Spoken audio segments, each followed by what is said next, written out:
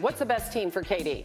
Well, he wants to be with the Phoenix Suns because he looks at his Olympic teammate in Devin Booker. He looks at a veteran point guard in Chris Paul. Sees a respected coach in Monty Williams.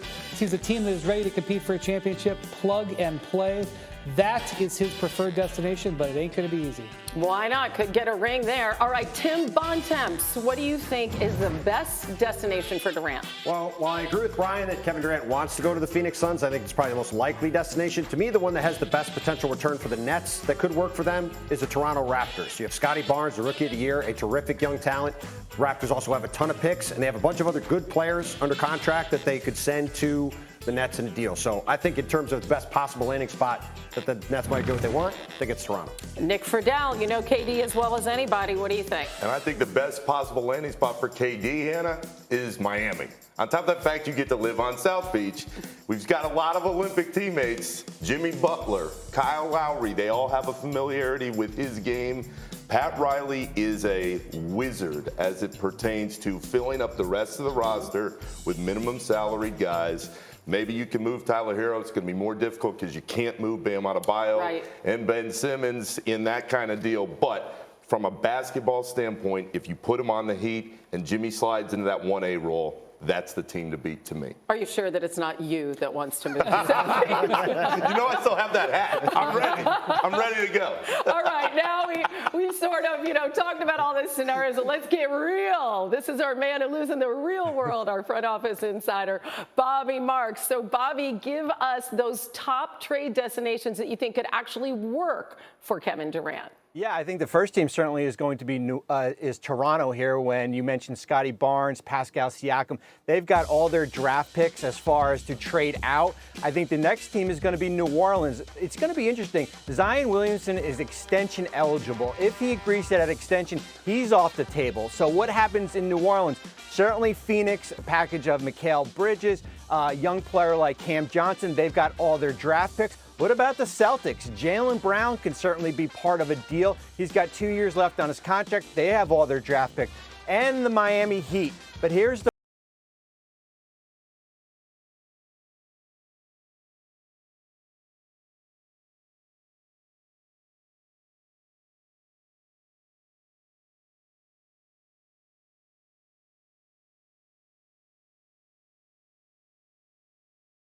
field as far as what you can get back for Kevin Durant. And who knows how valuable Simmons really is to the team, too, right? Now that they are not going to have, presumably, Kyrie or KD. But really quickly, because I don't want everybody's head spinning, walk us through. There's a huge list of stars that the Nets can't trade for because Simmons is on the roster. Why not, in the simplest terms possible? Sure. Explain this. So Ben Simmons signed a designated rookie extension with Philadelphia. He was traded to Brooklyn. You can only have 2 players who sign this type of extension on your roster. However, they cannot be 2 players that were acquired in a trade. So when you look at Ben Simmons, you cannot pair it with a player like Bam Adebayo, certainly De'Aaron Fox, because one of those would be acquired in a trade. You move off Simmons, then you are allowed to make a trade for a player like Jason Tatum, for sake. So that's where the Simmons situation kind of puts the Nets in a little bit of a bind right now. And ironically, he's just putting out on Instagram yesterday, I'm feeling great, ready to go. And that was before the whole, world exploded. Thanks so much, Bobby Marks. So back to the table with Tim and Nick and Wendy. Everything you just heard, lay out for us why this is such an unusual situation that we're in. Because Durant has 4 years on his contract. Typically, when we see a star player demand a trade, he's either got a year or maybe slightly over a year. And so his leverage is greater. Durant doesn't have leverage. But Hannah, as you saw what Bobby said there and the complexities of this trade, as midnight arrived last night and we're talking to executives, it looks like this is probably headed for a 3-team minimum deal. Because Durant, if he is focused on Phoenix, the Phoenix-Brooklyn match isn't perfect. The trade just isn't perfect. And so what may now happen over the next few days is Phoenix looking to see what they can use and maybe Brooklyn looking to see what they can use they get from Phoenix to expand this deal. And that could create a widening, spreading effect that could actually freeze business for a while as a number of teams try to get in and potentially other star players. And I think one of the things that's important here is the Suns have all of their draft picks going forward, which means they can trade up to 4 first-round picks and up to 3 pick swaps. 7-year control of their draft. And I think that's going to be on the table. Yeah, I mean, how many teams can say that in the NBA, period? And so maybe Brooklyn, especially among contending teams. Maybe Brooklyn doesn't want that. Maybe they're interested in something else, but maybe another team does. Right. And so you take that and go shopping with that. Now you may be cooking. And so, you know, this is the last time we saw something crazy like this was when Kawhi Leonard and Paul George got together to go to the Clippers. And that ended up affecting teams all around the league, and league business was frozen for 3 or 4 days leading into the July 4th holiday.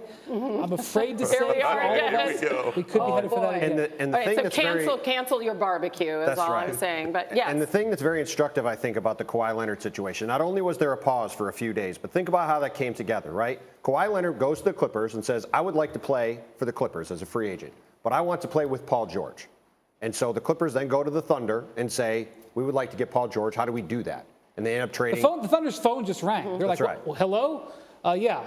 And that's what could be happening right now. The phones are ringing. And to Brian's point, the Clippers alone didn't have what it took to get to Kawhi Leonard. But they had the pieces to go get what it took to then have him want to play there, right? And I think when you look at what the Nets are doing here, and potentially anyway, it's, hey, Phoenix has all their picks. They have Mikal Bridges. They have DeAndre to put in a sign and trade. They have Cam Johnson. They have all this stuff that you would want to have in a star trade. But if they don't have necessarily exactly what the Nets want, with all those picks and all that ammo, they could go get it and then get it to the Nets. So I think that is how this could maybe play out. And just to remind everybody, the Nets don't have their picks because they sent those to Houston to get James Harden, who's now in Philly. Yay. Here's where we go. One great move after another.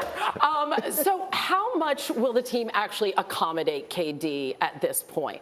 You'd like to think, Hannah, that because he came in the fashion that he did as trying to be a partner up top on the ownership level, they're going to try to help him a little, but that is the biggest question to me. They need assets. Right. They need everything they can get, but they also want to be this reminder for the rest of the league, hey, when stars want to come here, hopefully down the line, we can be a place for them, and they don't want to do Kevin too wrong, especially because Kyrie can go anywhere he wants.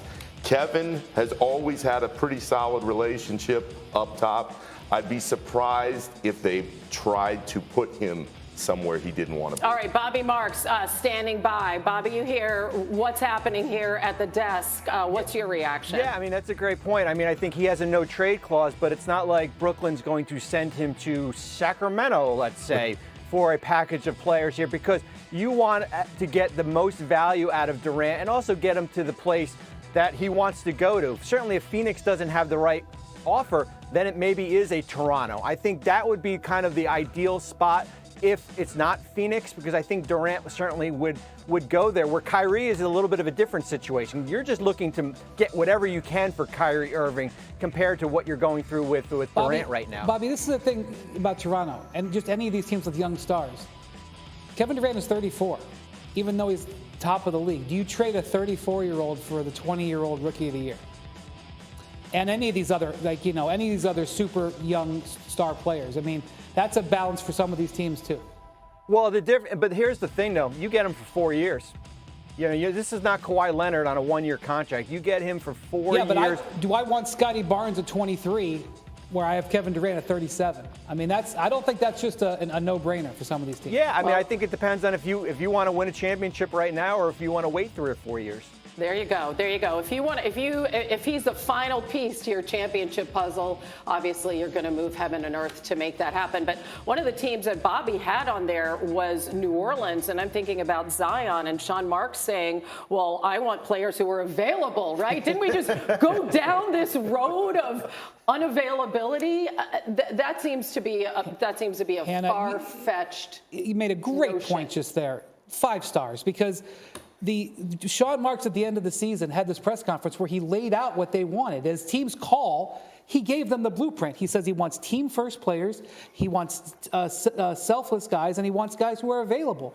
So look for guys who fit that bill. And by the way, the Suns have some of those guys. They just don't have a star necessarily that they're willing to trade. Well, and I think the Zion point's an interesting point, too, to go back to another seismic trade like this is when Shaquille O'Neal was traded from the Los Angeles Lakers to Miami Heat in 2004, right?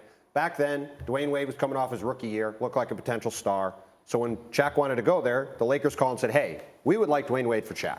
And the Heat hung up the phone. And then the Lakers called back again and say, well, what about Lamar Odom? Now, the Heat had spent years trying to get Lamar Odom, but they knew that to get Shaq, they had to give up something. And so they ended up making Lamar Odom the centerpiece of a trade with him and Caron Butler and then draft compensation, right? And I think when the Nets go to these teams and say, hey, we would like Zion Williamson.